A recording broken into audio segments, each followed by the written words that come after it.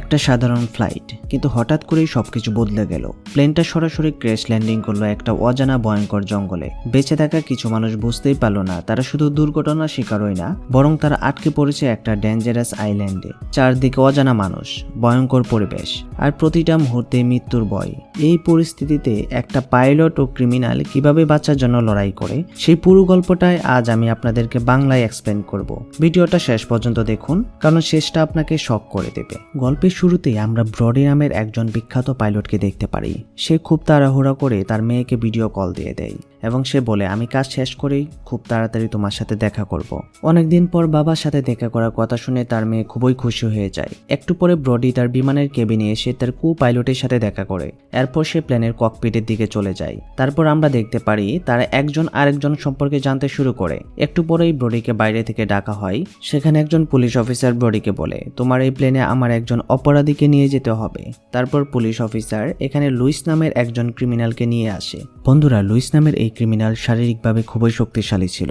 এরপর অফিসার সেই প্লেনের পাইলটকে আরো বলে, এই ক্রিমিনালকে তোমার সাথে পাঠিয়ে দেওয়ার একটি কারণ হচ্ছে তুমি একজন দায়িত্ববান মানুষ। আমি জানি তুমি আমার বিশ্বাস রাখবে।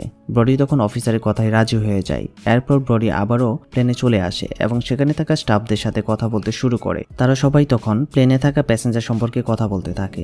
এরপর সব প্যাসেঞ্জার প্লেনে ওঠার পরেই তারা তাদের যাত্রা শুরু করে দেয়। প্লেন নিয়ে আকাশে ওঠার পরেই ব্রডি তার পাইলটকে নিজের ফ্যামিলি সম্পর্কে বলতে শুরু করে। এরপর ব্রডি তার মেয়ের ছবি পাইলটকে দেখিয়ে বলে, আমি আমার মেয়ের সাথে খুব তাড়াতাড়ি দেখা করতে যাচ্ছি এবং আমি আমার মেয়েকে খুবই ভালোবাসি।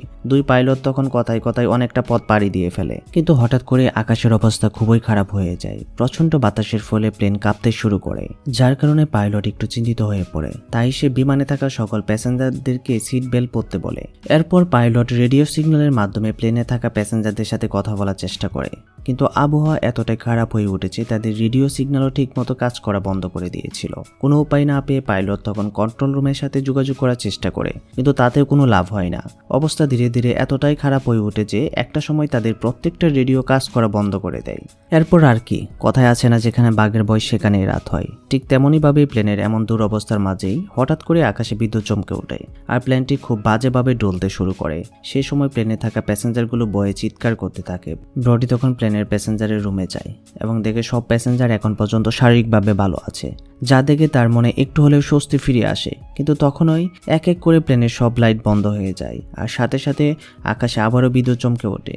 এবার এই বিদ্যুতের ঝটকা সোজা প্লেনে এসে লাগে, যার ফলে পাইলট তার মাথায় প্রচন্ড পরিমাণ আঘাত পায়। এমন ভয়াবহ পরিস্থিতিতে সব প্যাসেঞ্জারের অবস্থা ধীরে ধীরে আরো বেশি খারাপ হতে শুরু করে। তারপর ব্রডি তার কেবিনে আসে এবং তার পাইলটকে নিয়ে সামলানোর পুরো চেষ্টা চালিয়ে যায়, কিন্তু প্লেনটিকে কন্ট্রোল করা এখন বিশাল চ্যালেঞ্জের কাজ হয়ে দাঁড়ায়। একে তো প্লেনের রেডিও সিগন্যাল পুরোপুরি নষ্ট হয়ে গিয়েছিল, দ্বিতীয়ত আবহাওয়া প্রচন্ড পরিমাণ খারাপ হওয়ার কারণে প্লেনের সামনে একদমই অন্ধকার দেখা যাচ্ছিল। এ সময় পাইলট তার পাইলটকে বলে, আমাদেরকে বাঁচতে হলে প্লেনটিকে নিচে নিয়ে যেতে হবে, কারণ প্লেনের উপর যদি আবারও বিদ্যুৎ এসে পড়ে তাহলে আমাদের প্লেনে আগুন লেগে যাবে। আর পরবর্তীতে আমরা দেখতে পারি দুই পাইলট মিলে তাদের প্লেনটিকে নিচে নামাতে শুরু করে। সে সময় সকল যাত্রীরা খুবই আতঙ্কিত ছিল। ভয় পেয়ে প্লেনের একজন যাত্রী তার সিট বেল্ট খুলে দেয়, আর যা দেখে লুইস নামে সেই ক্রিমিনালের সাথে থাকা অফিসার তার সিট বেল্টটিও খুলে দেয়। ঠিক তখন ওই প্রচন্ড ধাক্কায় তারা দুজন প্লেনের ছাদের সাথে লেগে সঙ্গে সঙ্গে সেখানে মারা যায়, যা দেখে কিনা প্লেনের বাকি যাত্রীরা প্রচন্ড ভয় পেয়ে যায়। সেই মুহূর্তে প্লেন প্রচন্ড স্পিডে নিচের দিকে নামতে শুরু করে। কোনোভাবে পাইলট প্লেনটিকে সামান্য কন্ট্রোলে নিয়ে আসে, আর তখনই একজন এয়ার হোস্টেস এসে বলে প্যাসেঞ্জারদের অবস্থা আরো বেশি খারাপ হতে শুরু করেছে। তখন পাইলট তাকে বলে, সবাইকে নিজ আসনে বসতে বলো, আমরা খুব তাড়াতাড়ি ল্যান্ডিং করে ফেলবো। তখন পাইলট লক্ষ্য করে তারা একটি আইল্যান্ডের উপর দিয়ে উড়ে যাচ্ছে, আর এমন অবস্থায় কোনো উপায় না পেয়ে সেই পাইলট সেই আইল্যান্ডের উপরেই ক্র্যাশ ল্যান্ডিং করার সিদ্ধান্ত নিয়ে নেয়। তারপরে তারা আইল্যান্ডে থাকা একটি ফাঁকা জায়গা শনাক্ত করে সেখানে ইমার্জেন্সি ল্যান্ডিং করে ফেলে। সৌভাগ্যবশত তারা সবাই এবারের মতো বেঁচে যায়, এমনকি প্লেনটি অক্ষত অবস্থায় থাকে। পাইলটের মাথায় আঘাত পেলেও ল্যান্ডিং এর পরে তার মুখে অনেকটাই হাসি ফিরে আসে, কারণ শেষ পর্যন্ত সে যেন সবাইকে বাঁচিয়ে নিতে পেরেছে। এমনকি সেই সময় পর্যন্ত তাদের বিমানে তখন পর্যন্ত কিছু পরিমাণ বিদ্যুৎ সংরক্ষিত ছিল। এরপর প্লেনে থাকা সবাই ধীরে ধীরে বাইরে আসতে শুরু করে। অন্যদিকে এই প্রাইভেট প্লেনের মালিক লক্ষ্য করে তাদের প্লেনের কোনো প্রকার সিগন্যাল সিগন্যাল পাওয়া যাচ্ছে না। প্লেনটি তাদের সিগন্যাল থেকে পুরোপুরি বাইরে চলে গেছে। ভাগ্য এতটাই খারাপ ছিল যে প্লেনে থাকা রেডিও নষ্ট হওয়ার কারণে কেউ তাদের সাথে কোনো প্রকার যোগাযোগই করতে পারছিল না। তখন প্লেনের এয়ার হোস্টেস পাইলটকে বলে ক্রিমিনালটির সাথে থাকা অফিসারের মৃত্যু হয়েছে।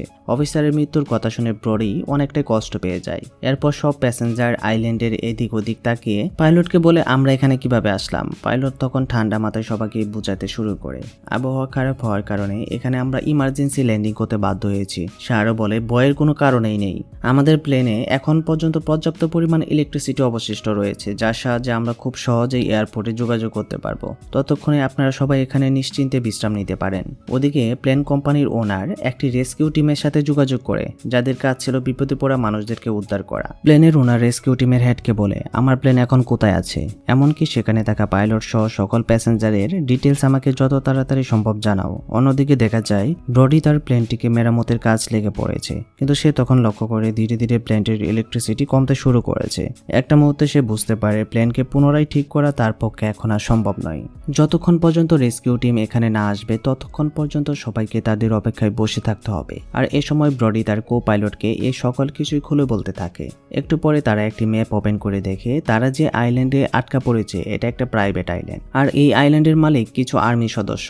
তারপর তারা একটু রিসার্চ করে বুঝতে পারে যেসব আর্মির কবজায় এই আইল্যান্ডটি আছে তারা কোনো সাধারণ আর্মি নয়, মূলত তারা ছিল বিখ্যাত মাফিয়া। পাইলট তখন বুঝতে পারে এমন অবস্থায় তারা যদি কোনো ক্ষতিগ্রস্ত হয় তাহলে গভর্নমেন্টের কাছে তারা কোনো সাহায্য পাবে না, কারণ একে তো এই আইল্যান্ডটি পুরোপুরি প্রাইভেট, অন্যদিকে তারা সবাই মারাত্মক মাফিয়া। পাশাপাশি এই মাফিয়াগুলো এতটাই ভয়ানক ছিল যে গভর্নমেন্ট পর্যন্ত তাদের পিছু লাগতে ভয় পেত।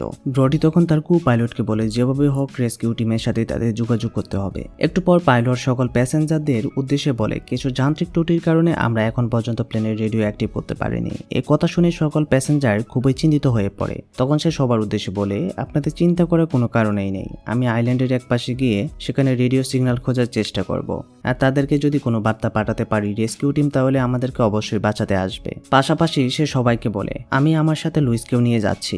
এ কথা বলে লুইসের হাতে থাকা হ্যান্ডকাপটি সে খুলে দেয়। এরপর তারা দুজনে জঙ্গলের দিকে হাঁটতে শুরু করে। এরপরে আমরা সেই প্রাইভেট আইল্যান্ডের মালিককে দেখতে পারি। তার কাছে তার একজন সহকর্মী এসে বলে আমাদের আইল্যান্ডে একটি প্লেন ইমার্জেন্সি ল্যান্ডিং করেছে, আর এই প্লেনে কিনা ভিন্ন ভিন্ন দেশের মানুষ উপস্থিত আছে। এই কথা শুনে আর্মি মাফিয়ার হেড লোকটির উপর প্রচন্ড পরিমাণ খুশি হয়ে যায় আর তাকে কিছু টাকা বকশিশ দিয়ে দেয়। এরপর আর্মি হেড তার পুরো দলবল নিয়ে সেই প্লেনটিকে লুট করার জন্য যাত্রা শুরু করে দেয়। অন্যদিকে আইল্যান্ডের ঘন জঙ্গলের মধ্য দিয়ে ব্রডি আর লুইস হাঁটতে হাঁটতে সামনের দিকে এগিয়ে যাচ্ছিল। লুইস তখন ব্রডিকে বলে তুমি আমাকে মুক্ত করলে কেন, আর এখন আমাকে কোথায় নিয়ে যাচ্ছ? তখন তাকে বলে তুমি একজন ক্রিমিনাল, তাই আমি তোমার জন্য বাকি প্যাসেঞ্জারদেরকে কিভাবে বিপদের মুখে ফেলে দিতে পারি, আর এই কারণে আমি তোমাকে আমার সাথে নিয়ে এসেছি। এই আইল্যান্ডে ভয়ঙ্কর মাফিয়া বসবাস করে, আর আমরা দুজন মিলে এই মাফিয়াগুলোর সাথে লড়াই করব।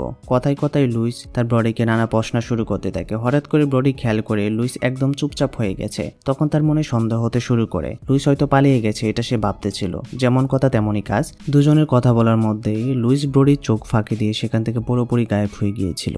ওদিকে রেস্কিউ টিমের লিডার হারানো সেই প্লেনটিকে খোঁজার কাজে লেগে পড়েছে। একটু রিসার্চ করে সে দেখতে পারে প্লেনটি ক্র্যাশ হওয়ার আগের মুহূর্তে লোকেশনটা কোথায় ছিল এবং ব্রডি যা করছিল সবকিছু সে দেখতে পারে। এটা থেকে রেস্কিউ টিমের হেড খুবই খুশি হয়ে যায়। সে প্লেনের মালিককে ফোন করে বলে আপনারা প্রস্তুত হয়ে যান, খুব তাড়াতাড়ি হয়তো আপনাদেরকে আমাদের প্রয়োজন হতে পারে। পরে সিনে আমরা দেখতে পারি ব্রডি একাই জঙ্গলের ভিতরে ঘুরতে ঘুরতে একটি পরিত্যক্ত বাড়ি খুঁজে পেয়েছিল। সে বাড়িতে প্রবেশ করতেই সে একটি ভদ্র রেডিও দেখতে পায়। এরপর অনেক চেষ্টা করে পাইলট সেই রেডিওটি মেরামত করতে সক্ষম হয়। তারপর এই রেডিওটির মাধ্যমে হেল্পলাইনে কন্ট্যাক্ট করে সে জানায় তাদের প্লেনটি কোথায় ক্র্যাশ ল্যান্ডিং করেছিল, কিন্তু দুর্ভাগ্যবশত রেডিও সিগন্যাল জ্যাম হওয়ার কারণে হেল্পলাইনে থাকা ব্যক্তি পাইলটের কথা কোনোভাবেই বুঝতে পারে না। ঠিক তখনই পাইলটের মাথায় একটি দারুণ আইডিয়া চলে আসে। সে তখন ওই রেডিওর সাহায্যেই তার মেয়েকে ফোন করে পুরো ঘটনা খুলে বলে, এমনকি একটি অ্যাড্রেস দিয়ে বলে এই অ্যাড্রেসের লোকেশন অনুযায়ী তুমি যত তাড়াতাড়ি সম্ভব আমাদেরকে তথ্য জানিয়ে দাও। এর মধ্যেই একটা মাফিয়া আর্মির সদস্য পাইলটের উপর হামলা করে বসে। পাইলট তখন কোনো রকম ভাবে সেই আর্মিকে মেরে অজ্ঞান করে দেয়। আর এই সময় পাইলট সেই ঘরের মধ্যে দ্বিতীয় কোনো ব্যক্তির উপস্থিতি বুঝতে পারে। সাথে সাথে পাইলট ঘরের এক কোণে লুকিয়ে পড়ে। করে, কিন্তু সে দেখতে পারে সেখানে আর কেউই না বরং লুইস ছিল।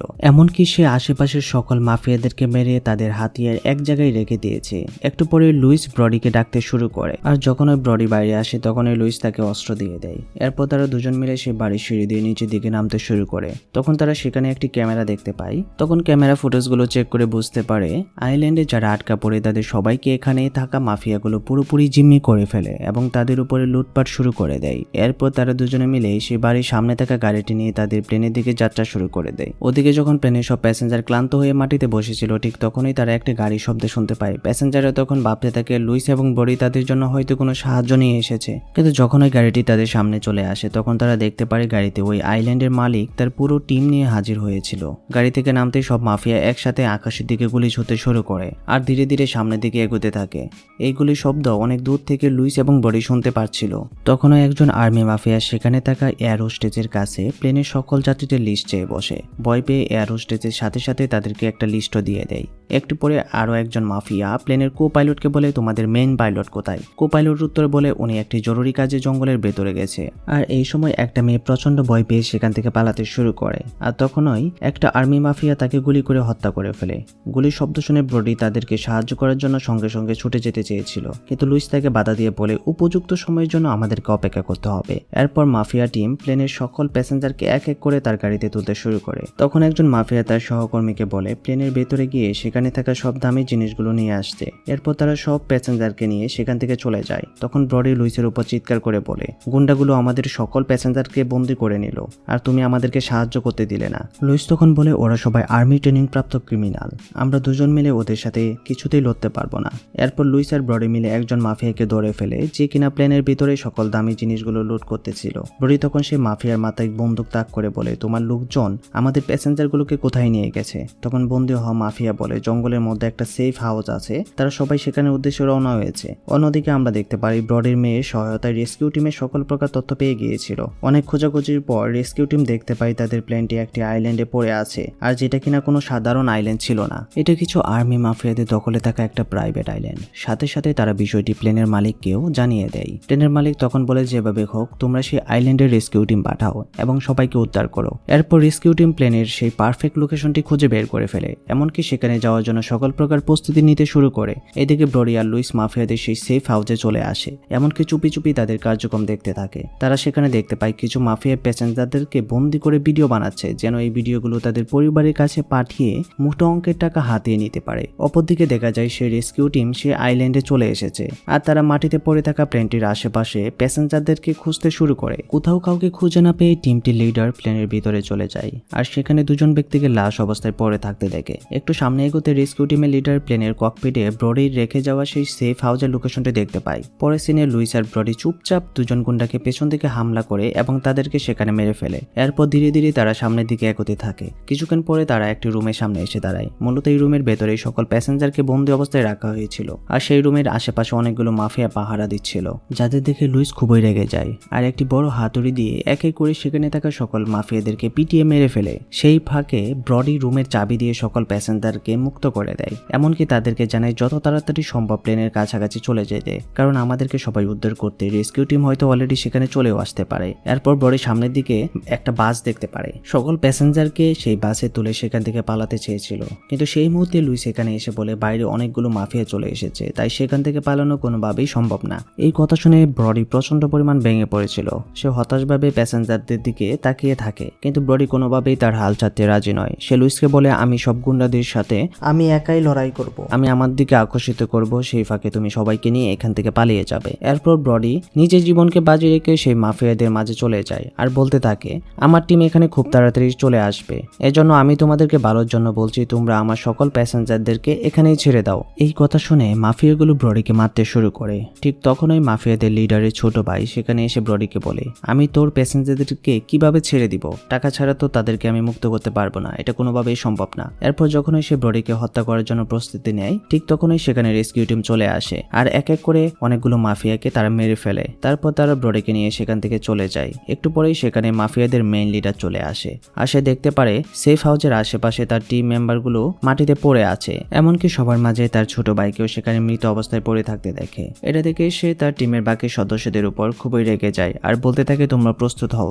যেভাবেই হোক আমরা তাদেরকে খুঁজে বের করব এবং তাদেরকে মেরে ফেলবো। ওদিকে গাড়িতে বসে ব্রডি তাদেরকে উদ্ধার করতে আসা টিমের সাথে কথা বলতে থাকে। তখনও সেই টিমের হেড তাকে বলে, আমরা তো কোনো রেস্কিউ টিম না, আমরা ছোট একটা টিম, তোমাদেরকে বাঁচাতে এখানে এসেছি। রেস্কিউ টিম আসতে হয়তো আরো কিছুটা সময় লাগতে পারে। এই কথা শুনে ব্রডি একটু ঘাবড়ে যায়। এরপর তারা সেই বিধ্বস্ত প্লেনের সামনে এসে পৌঁছে যায়। লুইস এখানে সকল বিমানে থাকা যাত্রীদেরকে আগেই নিয়ে চলে এসেছিল। তখন ব্রডি সবাইকে বলে, তোমরা কেউ দুশ্চিন্তা করো না, আমাদেরকে সাহায্য করতে এখানে একটা প্রাইভেট টিম আছে। এদের সবার সাহায্যে আমরা এই প্লেনটিকে আবারও আকাশে উড়াবো আর একটি সময় সবাই মিলে বাড়িতে ফিরে চলে যাব। তোমরা সবাই প্লেনে বসে পড়ো, আমরা রেস্কিউ টিমের জন্য আর অপেক্ষা করতে পারবো না। এরপর সব প্যাসেঞ্জার প্লেনের ভিতরে গিয়ে বসে পড়ে। ব্রডি তখন এই প্রাইভেট টিমের সহযোগিতায় প্লেনটিকে ঠিক করার কাজ আবারও শুরু করে দেয়। তারা সবাই মিলে প্লেনটিকে প্রায় ঠিকই করে ফেলেছিল। ঠিক তখনই সেখানে মাফিয়ারা আবারও হাজির হয়ে যায়। এটা দেখে সেই প্রাইভেট টিম ওই গুন্ডাদের বিরুদ্ধে ফাইট শুরু করে দেয়। এ সময় দুই টিমের মধ্যে তুমুল গুলাগুলি শুরু হয়ে যায়। এর মাঝে ব্রডি তাদেরকে উদ্ধার করতে আসা টিম লিডারটিকে বলে, 5 মিনিটের মধ্যে প্লেনটিকে আমরা চালু করতে পারবো, তারপর আমরা আবারও টেক অফ করতে পারবো। তখন লুইস ব্রডির উপর সন্তুষ্ট হয়ে তাকে ধন্যবাদ জানায়। একটু পরে ব্রডি দৌড়ে প্লেনের মধ্যে চলে আসে, এমনকি তার কো পাইলটের সাথে সে প্লেনটিকে চালু করার চেষ্টা করে। ওদিকে ব্যাপক গুলাগুলির ফলে লুইসের গুলা বারুদ প্রায় শেষ হয়ে গিয়েছিল। এরপর শেষে সেখানে একটি ব্যাগ দেখতে পারে। সে ব্যাগটি চেক করতেই সেখানে সে ব্যাগ ভর্তি টাকাও দেখতে পায়। কিন্তু এই মুহূর্তে সে টাকাগুলোর দিকে নজর না দিয়ে পাশে থাকা সেই ব্যাগটি থেকে গুলি বের করে মাফিয়াদের বিরুদ্ধে আবারও ফাইট শুরু করে দেয়। ততক্ষণে ব্রডি প্লেনটিকে টেক অফ করার জন্য রেডি করে ফেলে। তখন তাদের সাহায্য করা সেই প্রাইভেট টিমটিও প্লেনে উঠে পড়ে। রেডিও সিগন্যালের মাধ্যমে প্লেনের মালিক ব্রডিকে বলে, আমি একটি সেফ জায়গার লোকেশন দিচ্ছি, তুমি সবাইকে নিয়ে সেখানে ল্যান্ডিং করো। তখন আমরা দেখতে পারি এক এক করে সকল প্যাসেঞ্জার এবং প্রাইভেট টিম সেই প্লেনে উঠে বসেছে। কিন্তু লুইস এখনো পর্যন্ত প্লেনে উঠতে পারেনি। সে তখনও মাফিয়াদের সাথে অনবরত ফাইট করে যাচ্ছে। একটু পরে লুইস সেখানে থাকা টাকার ব্যাগ নিয়ে পালাতে শুরু করে। আর এই মুহূর্তেই একটি গুন্ডা মিসাইল নিয়ে প্লেনের দিকে তাক করে বসেছিল। লুইস তখন তার বন্দুক দিয়ে সেই গুন্ডাটিকেও মেরে ফেলে। আর এই ফাঁকে ব্রডি তার প্লেন টেক অফ করতে সফল হয়। এটা দেখে লুইস খুবই খুশি হয়। ব্রডি ধীরে ধীরে তার প্লেনটিকে আইল্যান্ড থেকে দূরে নিয়ে যাচ্ছিল। প্লেনের মালিক ব্রডিকে পাশেই একটা এয়ারপোর্টের লোকেশন দিয়ে দেয় এবং সেখানে ল্যান্ড করতে বলে। ব্রডি যখন প্লেনটিকে সেই এয়ারপোর্টের দিকেই ঘোরাতে যাচ্ছিল, ঠিক তখনই প্লেনের অবস্থা এতটাই খারাপ হয়ে পড়ে যে প্লেনটি এখানে ব্লাস্ট হয়ে যাওয়ার মতো অবস্থা হয়েছিল, যার ফলে সে আবারও ইমার্জেন্সি ল্যান্ডিং করার সিদ্ধান্ত নেয়। আর এবারও তারা প্লেনটিকে নিয়ে স্বাভাবিকভাবে নিচে আসতে শুরু করে। শেষমেশে তারা একটি ফাঁকা জায়গাতে প্লেনটিকে ল্যান্ড করতে সক্ষম হয়। তবে এখানে তারা পুরোপুরি নিরাপদ ছিল। এবার সবকিছু ঠিকঠাক থাকায় পাইলট সহ প্লেনের মালিক খুবই খুশি ছিল। একটু পরেই সেখানে রেস্কিউ টিম চলে আসে। পাইলট ব্রডির এমন সাহসিকতার জন্য সকল প্যাসেঞ্জার করতালি দিয়ে তাকে সংবর্ধনা জানায়। এরপর রেস্কিউ টিম সকল যাত্রীদেরকে নিয়ে সেখান থেকে চলে যায়। একটু পরে ব্রডি তার মেয়ের সাথে ফোনে কথা বলে। নিজের বাবার সুস্থতার কথা শুনে তার মেয়ে খুবই খুশি হয়ে যায়। আর এই সুন্দর দৃশ্যের মধ্য দিয়ে আজকের এই মুভিটা এখানেই শেষ হয়ে যায়। বন্ধুরা, পার্সোনালি এই মুভিটি আমার কাছে খুবই ভালো লেগেছিল। আপনাদের কাছে কেমন লেগেছে অবশ্যই কমেন্ট করে জানাবেন। আর আপনি যদি সেই লুইসের জায়গায় থাকতেন, আপনি কিভাবে ফাইট করতেন বা আপনি কিভাবে লড়াই করতেন, আপনি কিভাবে প্লেনটিকে বাঁচাতেন, আপনি কিন্তু চাইলে আমাদেরকে কমেন্ট করে জানাতে পারেন। তো দেখা হচ্ছে পরে কোনো ভিডিওতে। ততক্ষণ পর্যন্ত আপনারা সবাই ভালো থাকবেন, সুস্থ থাকবেন। আল্লাহ হাফেজ।